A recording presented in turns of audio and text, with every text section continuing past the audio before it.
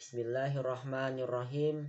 Assalamualaikum warahmatullahi wabarakatuh. Perkenalkan, saya Ismail. Saya salah satu perwakilan dari kelompok Bright Star, ingin menyampaikan ataupun memaparkan materi tentang ketimpangan sosial di era digital. Apa itu ketimpangan sosial? Ketimpangan sosial merupakan keadaan yang terjadi di mana adanya kesenjangan atau ketidaksamaan akses untuk dapat memanfaatkan sumber daya yang tersedia. Di era batas globalisasi seperti saat sekarang ini, ketimpangan sosial menjadi dampak yang sulit dihindari di masyarakat. Hal ini akhirnya memicu permasalahan sosial di masyarakat. Kemudian ada bentuk-bentuk ketimpangan sosial di masyarakat. Yang pertama, ketimpangan antara desa dan kota. Yang faktor pertama, kondisi geografis dan tipologi desa yang kurang menguntungkan. Hal ini menyebabkan mata pencarian masyarakat desa tidak banyak alternatif pilihan seperti di perkotaan. Kemudian faktor yang kedua yaitu program pembangunan masih terlalu fokus pada sektor industri di pertanian, menjadi terpuruk dan ketabrakan. Yang kedua, ketimpangan kualitas sumber daya manusia.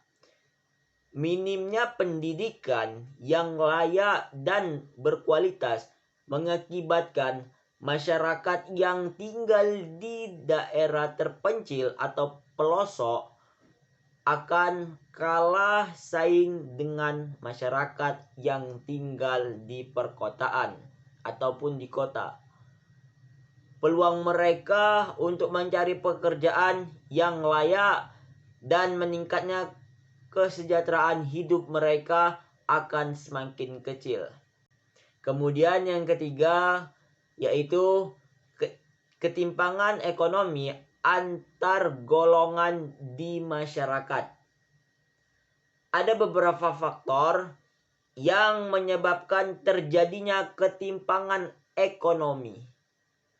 Di antaranya tidak meratanya hasil pembangunan antar daerah serta menurunnya pendapatan per kapita akibat pertumbuhan penduduk yang relatif tinggi tanpa diimbangi dengan peningkatan produktivitas. Ketidakmerataan pembangunan ini antara desa menyebabkan beberapa masyarakat masih sangat sulit untuk mendapatkan pelayanan dasar seperti pendidikan, kesehatan, air bersih, dan imunisasi. Kemudian yang keempat, ketimpangan penyeberangan aset di kalangan swasta. Pemilikan aset di antara badan-badan usaha di Indonesia masih sangat terpusat pada usaha skala dasar.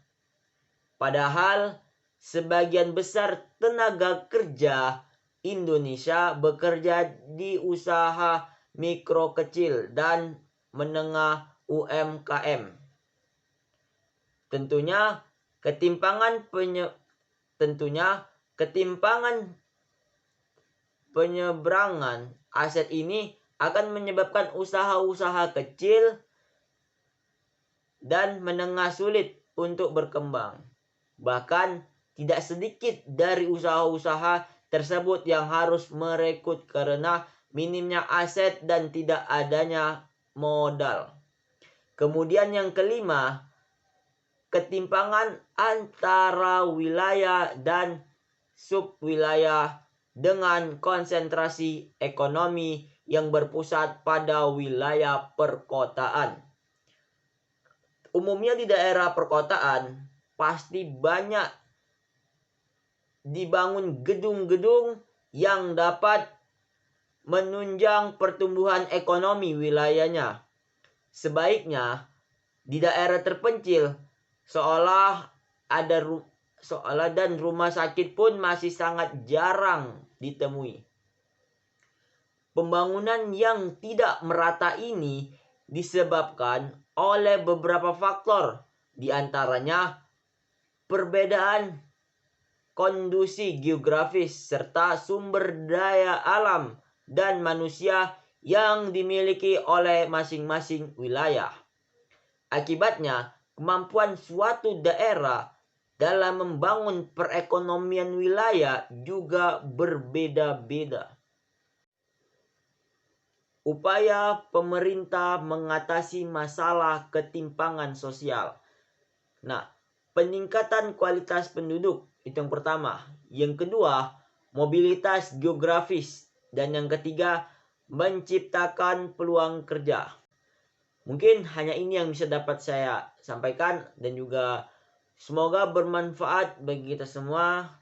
Nun wal qalami wa maisturun. Wassalamualaikum warahmatullahi wabarakatuh.